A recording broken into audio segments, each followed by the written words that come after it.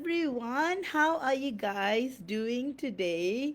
I'm so sorry about the slight delay. Actually, not slight, almost 35 minutes. I'm gonna give me a moment until I get everyone in. I how has the last week of March been for you all? I know it's been really intense, and some of you all have been telling me, especially with the lunar eclipse during the full moon, was very intense.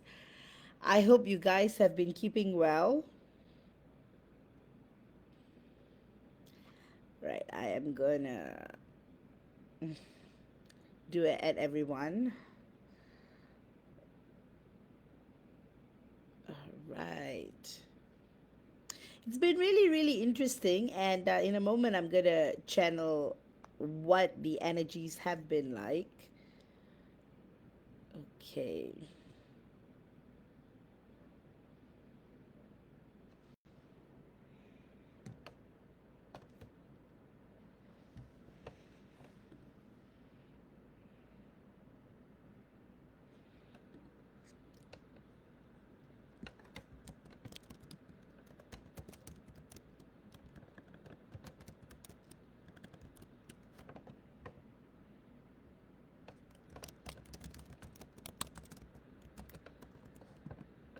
All right. Just give me a few more seconds. Oh, okay. I see three of y'all. So, how have y'all been doing? How have y'all been managing these intense energies? It's all for the good. Whenever there are intense energies at play, there's always a reason that things happen the way they happen. And if you have found yourself crying a lot, or being in pain, or feeling a lot of frustration, that's all a release. And it's all, in a way, it's either you are releasing what needs to be released with your divine counterpart, or there are some parts of you that you are healing more intensely with the current cosmic energies. With that, today's topic is going to be really interesting. And there's so much available about what enlightenment is, and every time someone presents it, it's in our own way, right? Because I can only present what I understand and what I channel and what I perceive. And that's the same thing, right? Every teacher out there, every channeler out there. And that's what makes it really unique, because the creativity of the path is there's so many ways to God. And every time, we come and we teach what we teach, and what you take as the receiver is clearly on you. That's why I've been wanting to do this topic for a while, and it's something that's very close to my heart, because it's something that paved my own path towards spirituality. And again, there's so many terminologies. Even if you were to take the Vedic text and all that, describing enlightenment so beautifully. But one thing you would notice is every single yogi or guru or individual, anyone, firstly, enlightenment is indescribable. Secondly, it's all described to their own tune, and that's the beauty of it, right? Like, what's the point of just regurgitating what's already available there? The whole point is to channel something that's unique, so that you guys can draw inspiration on it and eventually form your own perception on reality in itself.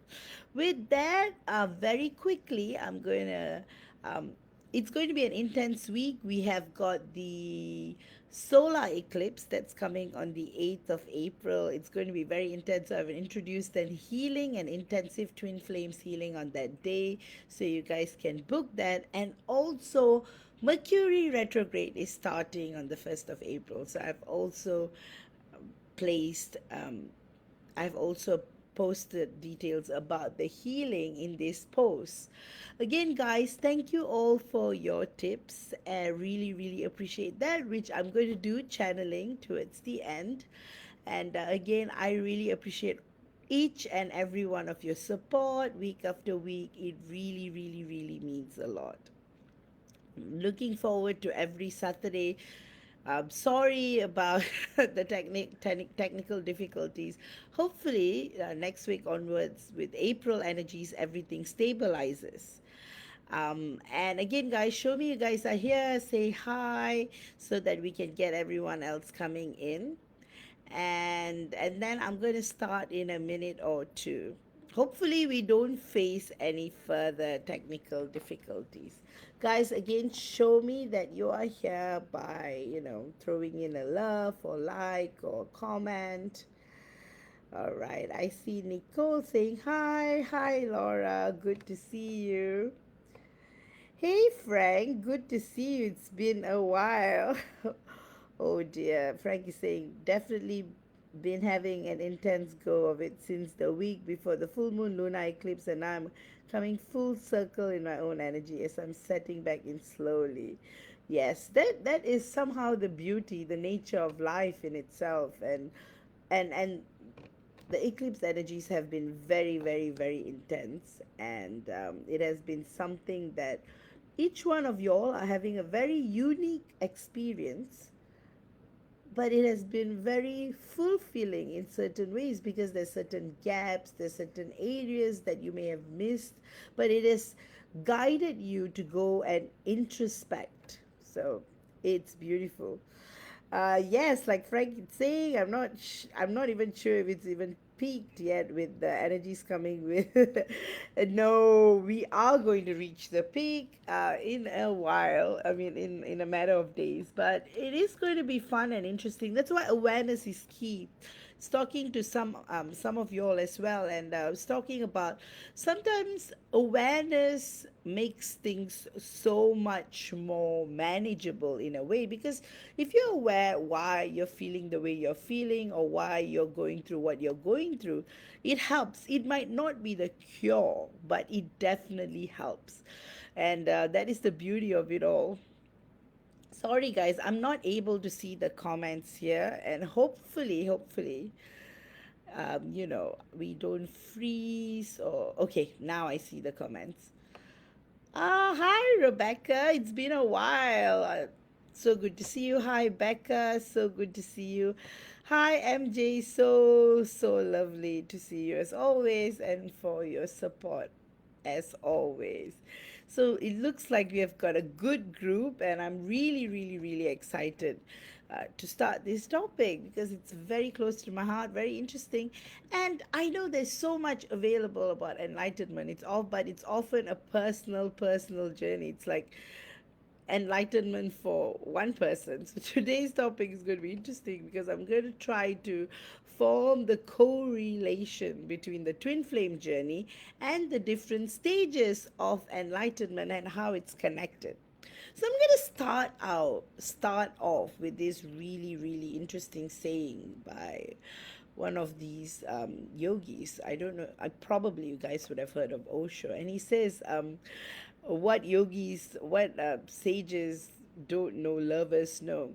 So it's very beautiful because it does talk about the connection between two people, and sometimes that connection is necessary to attain another state of awareness, enlightenment, and self realization, right? Some may choose the path solo, which is beautiful on its own. Some may choose the path with their divine counterpart, which is again your one soul split into two, projecting into two bodies.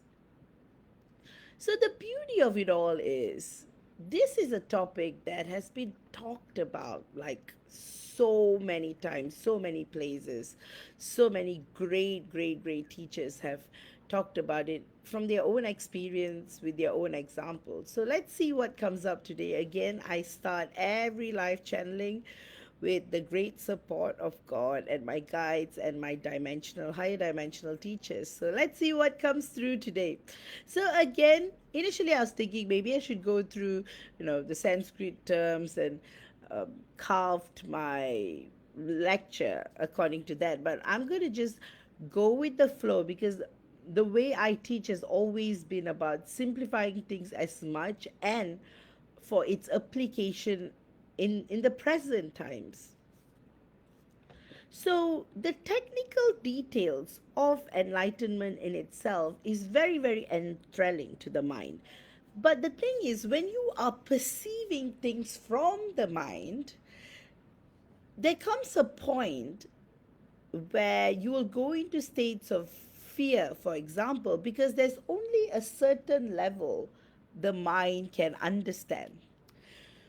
And of course, enlightenment, realizing who you are on a soul level, that you are antimatter and you are part of super consciousness, you're a speck of God and everything, the mind may defy that very thought because the mind can only perceive what it understands, and the mind is within the material world, right? And the beauty of the mind is that it is a great recording device. I always call it the recording device because it helps you to respond or react to situations based on what has happened in the past. But when it comes to the soul, you cannot exactly rely on just the past experience with regards to emotions or feelings or trauma or anything like that. That's why a soul level response is very different to a mind level response. Having said that, the different stages of enlightenment, it's like a tapestry of realizing who you are from within. And often, when you engage in the technical aspects of it, your mind is pondering and you are delving in many, many ideas that's available because that's what the mind does, right? Keeps thinking, thinking, pondering, and then puts you in states of surprise, fear, hope, all kinds of things, all kinds of things. But the whole point of self realization, enlightenment, is going beyond the mind. And the reason for it is when you go beyond the mind, what happens is that you start perceiving beyond the five senses. So that's when your class senses come in, right? So beyond your senses and beyond your class senses. So that is opposite to what you may be perceiving via knowledge.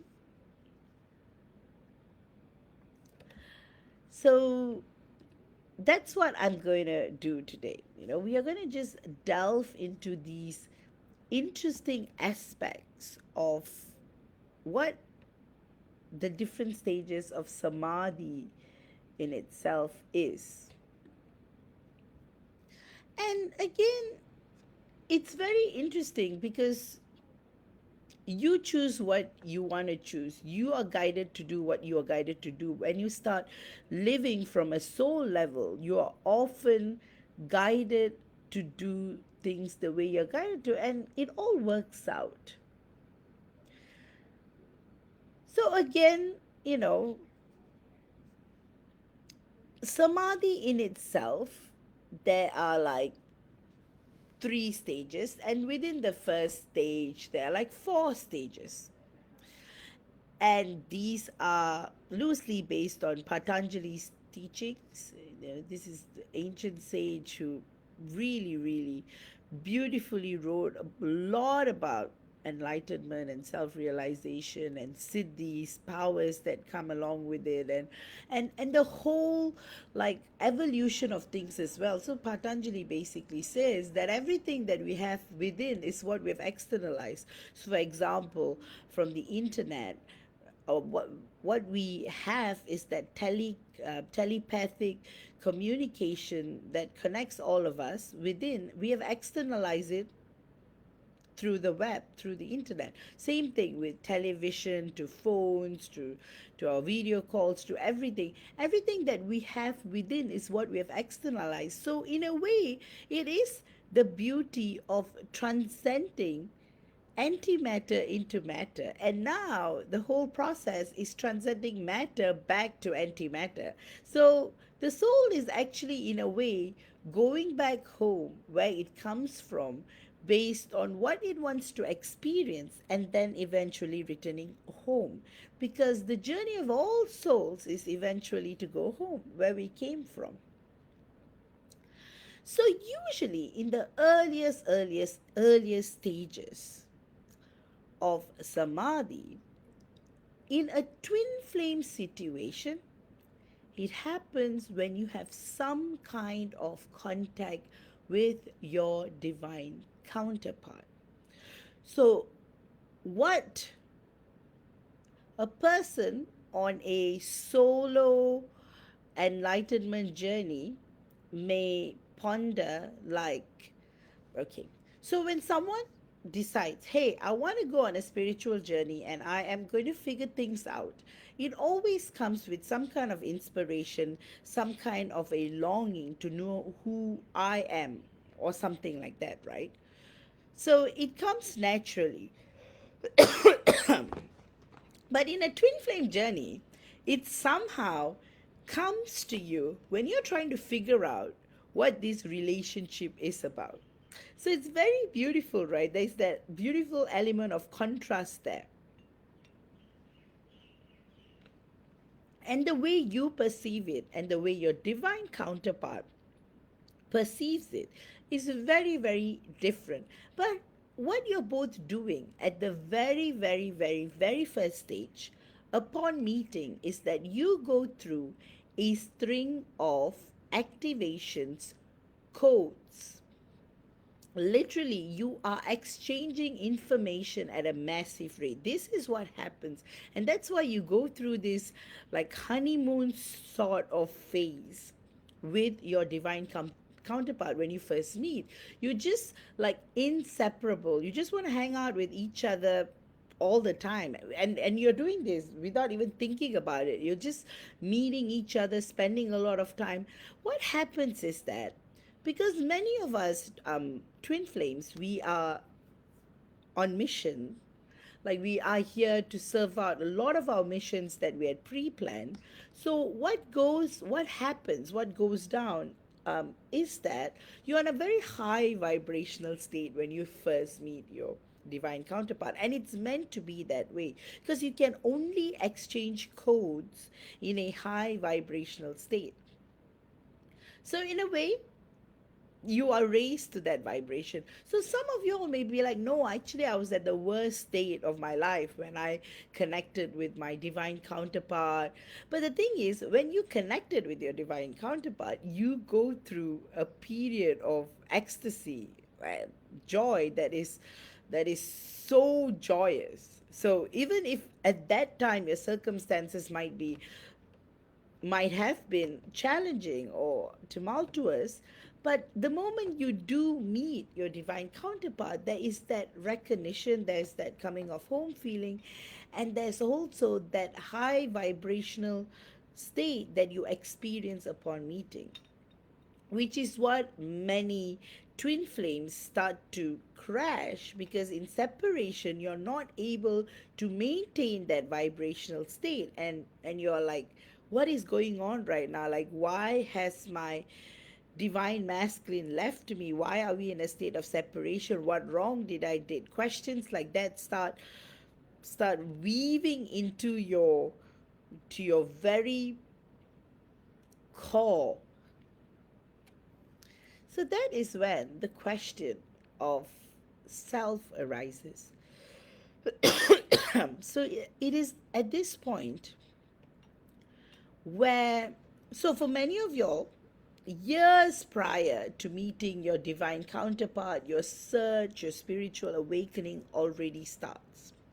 be it the divine masculine or divine feminine, it already begins. But what happens upon meeting is that everything starts to happen very, very, very quickly. That intensity, the high vibration state, the exchanges of codes. It's like you are skipping all the initial stages of samadhi that other yogis may experience, but because you are in the twin flame path, you're pretty much like going straight to the core of just releasing and going through immense state of catharsis and trying to. So the examination period is pretty quicker in a twin flame journey. That's what I was going to say. So in a regular state, often when someone starts on the path of attaining samadhi, what they're actually doing is that they're examining what is the nature of their soul, what is the nature of who their identity, what is the nature of the I am consciousness. And the beautiful thing is what you ask is you receive from God. So the more you are actually dwelling in this beautiful state, you slowly go on to the next state where you are going beyond the focus of the physical objects around you. And when you are in this state, you start to really look at everything in a state of utter beauty. So that is what in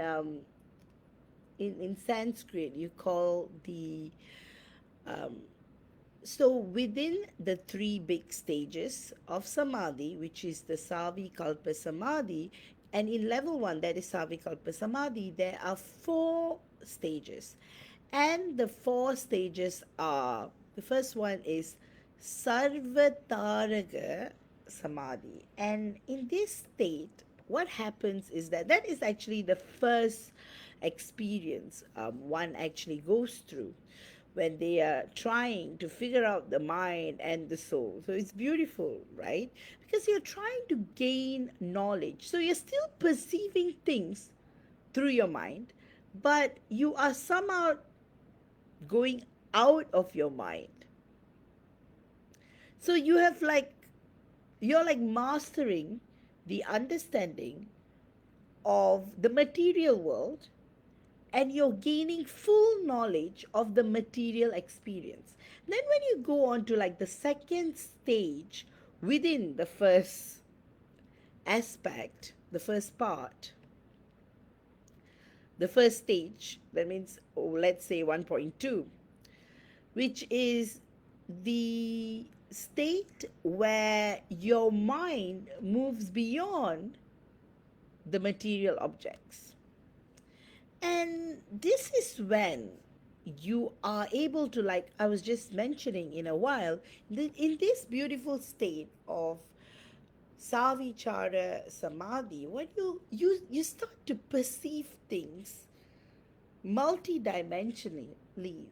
Like example, you were to take an object, you're really able to see the beauty of it more than you were able to see it previously.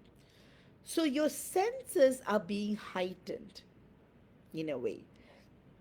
Again, you're going slowly above, slowly beyond.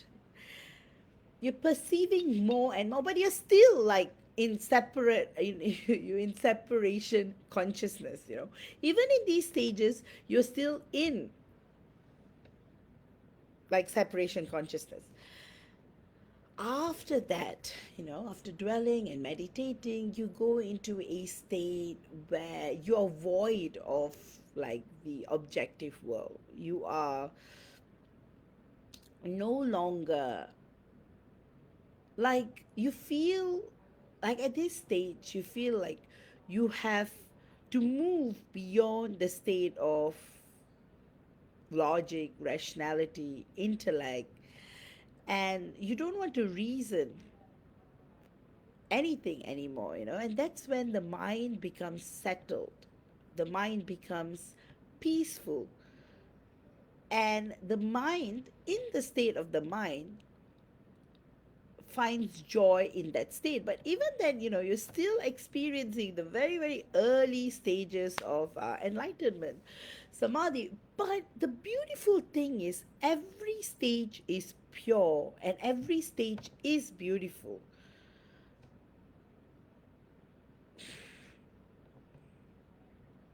I thought I froze for a moment. I was like looking looking at the counter, and I'm like, the numbers are not running.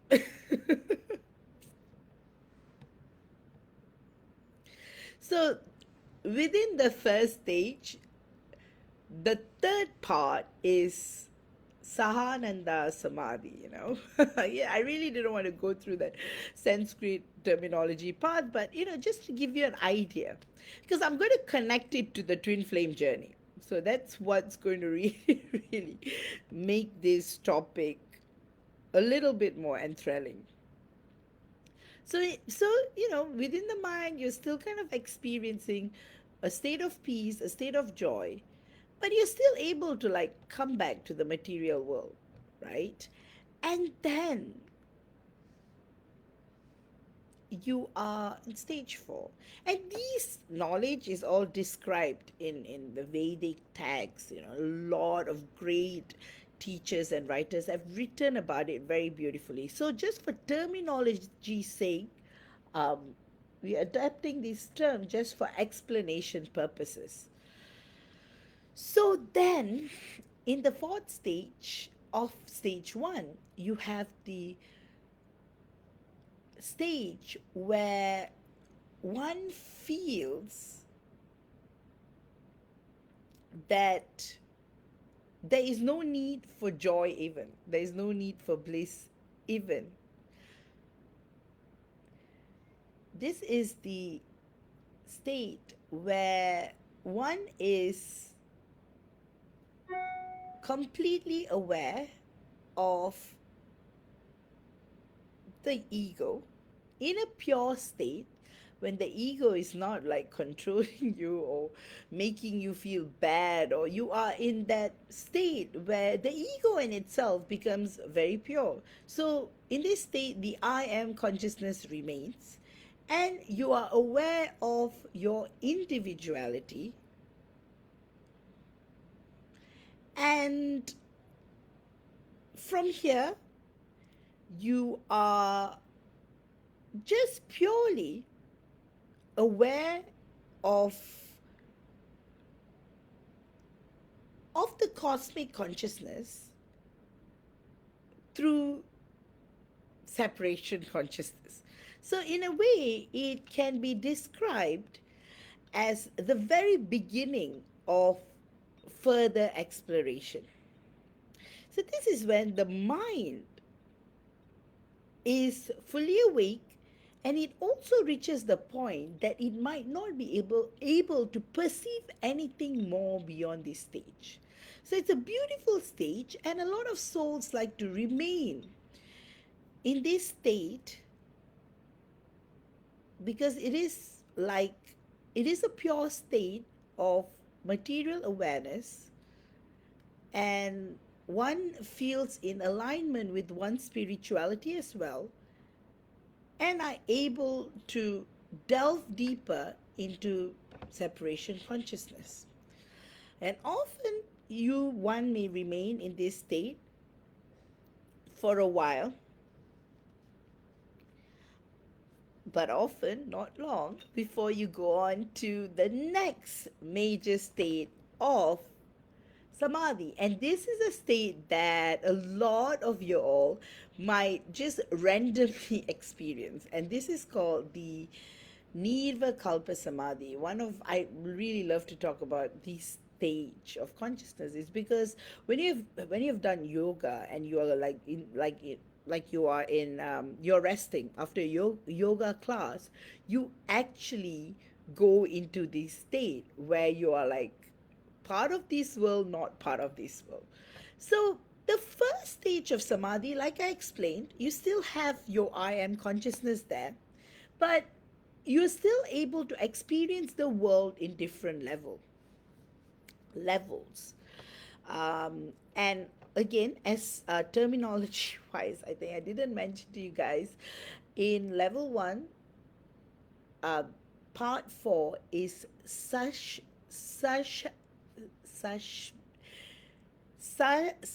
Ashmita Samadhi. Sashmita, you can call it like Sashmita Samadhi as well.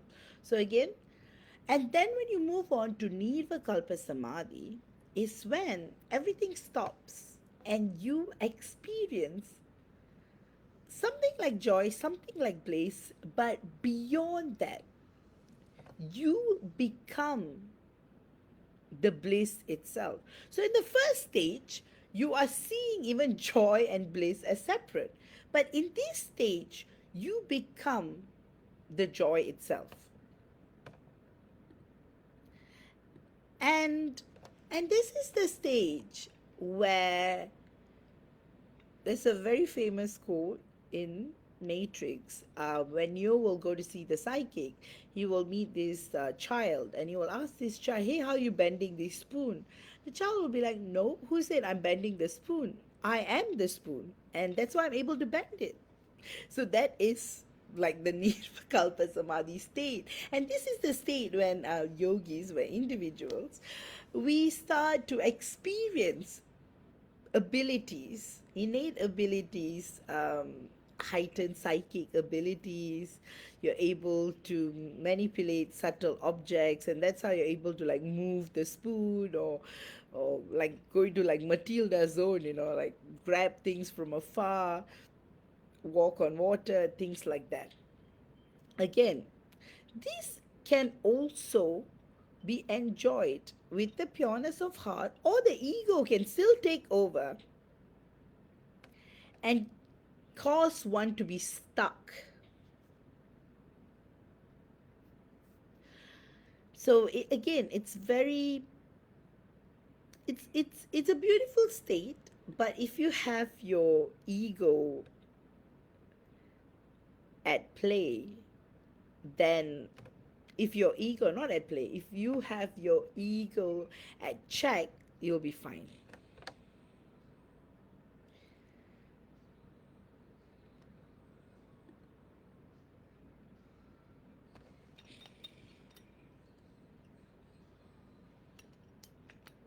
So again, you may be like asking me, hey, how is this all connected to the twin flame journey? So what happens in the twin flame journey is, if you're individually on the path of soul awakening and self exploration, which our beautiful yogis have really, really beautifully written about it in beautiful, beautiful ways.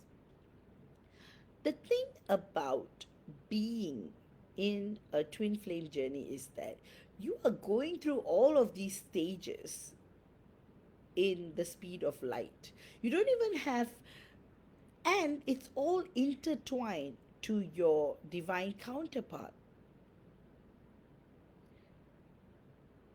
And that's why when you're on a twin flame journey, and prior to meeting your twin flame, prior to meeting your divine counterpart, you may have done all of this solo exploration, and be very, very fascinated and enthralled by the beauty of all of this.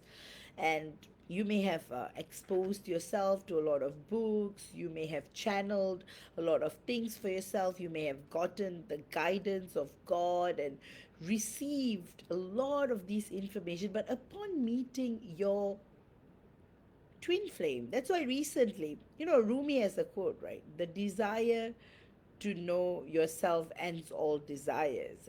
And the same thing, the desire to know your divine masculine, your divine counterpart, ends all desires. So the desire for enlightenment, for samadhi, for anything also ends at this stage. So that's why, even though it's the same thing, one may be experiencing, but as twin flames, you experience these things in a slightly different way, in a slightly different context, because your point of focus becomes your divine counterpart. So, what is going on is, I just went through all the technical stuff which is found everywhere in the books. You can spend all the time reading it by just searching these Sanskrit terms. But what actually happens on a twin flame journey is what I explained. That's one aspect, right? What is actually going through is you are shedding your awareness of your divine counterpart at every stage of spiritual evolution.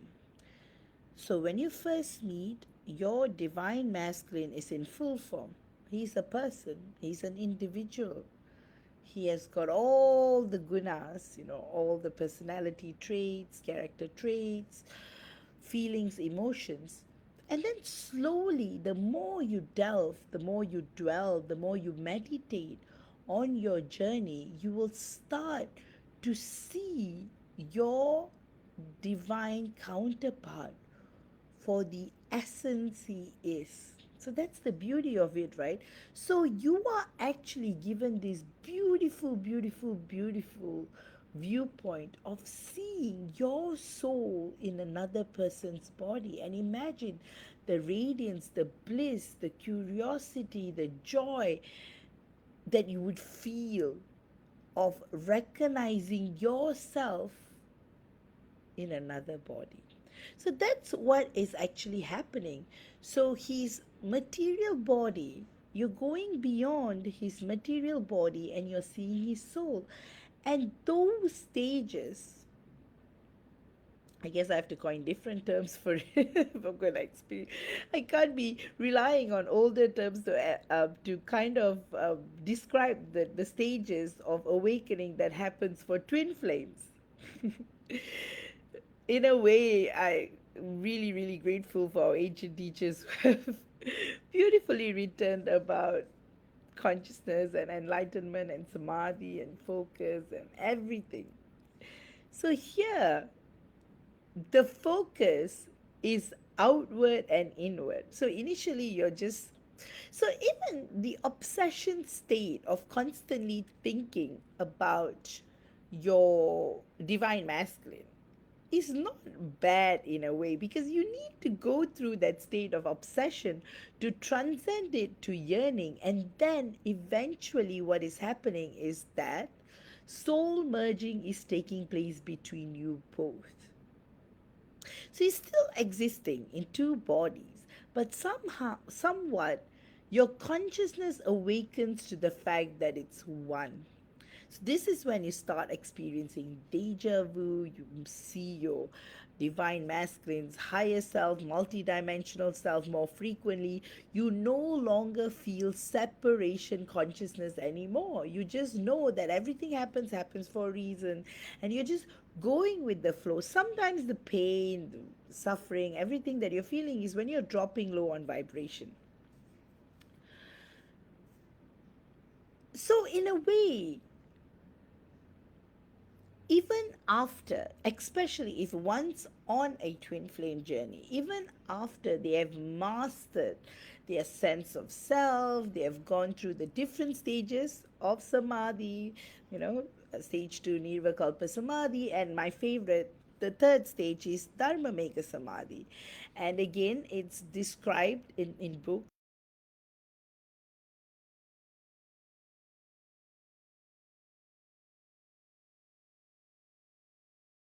Desire to know anything disappears. The reason is if you have a purpose, you can anchor your soul down to the material world. And that's why a lot of great yogic teachers they decide to stay because they feel that their purpose is to awaken more souls. So on a star seed perspective, you still have some missions that you want to fulfill. And everything from this aspect of your soul happens out of choice. You're not forced to be on mission or you're not forced to do this or do that. So the final, again, I don't even want to say final because infinity, right? The realization of one's soul is multidimensional and infinite. But within the material world, when one goes through that non duality space of enlightenment, one feels the oneness of everything. And this is when you have no distractions, you have no temptations, you're just in the midst of pure, like pure knowledge, pure awareness. And you are not, again, you're not perceiving any of this through your five senses or your five clair senses. You're perceiving all of this from a state of non-perceiving. So this is when you can't really use words to describe. And this is when one doesn't have any more issues to solve or healing to do, perhaps. But again, I'd always say when you're in this material physical body, every single day there's cells dying and cells being born, healing. So you are at that state where you do not see with your eyes anymore. You do not taste with your tongue anymore. You do not hear with your ears anymore. You do not feel your with the sense of touch anymore. It's like, and this is also the state where one can will anything and it can happen. So that's why when one simply attains this state, they have no desire to even will anything. So again, guys, a lot of technical stuff, and the connection. And often the purpose is service, to help more people experience the same state that they experience. And I will try to do another discourse where I'll go into the technicalities of like samyama and what it means, and everything. But for today, the reason why I spoke about purpose is that as twin flames, you already have your purpose. Number one, your purpose is to remember who you are. Number two, your purpose is to wake up to the journey you are on. Number three is to completely surrendering to God. This is your purpose. And also, the journey becomes beautiful because the more you delve into these stages individually. So prior to meeting your divine counterpart, you're actually experiencing a lot of these early stages of consciousness, enlightenment, vibrational increase. And then when you meet your divine masculine, you are in a state of pure eternal bliss.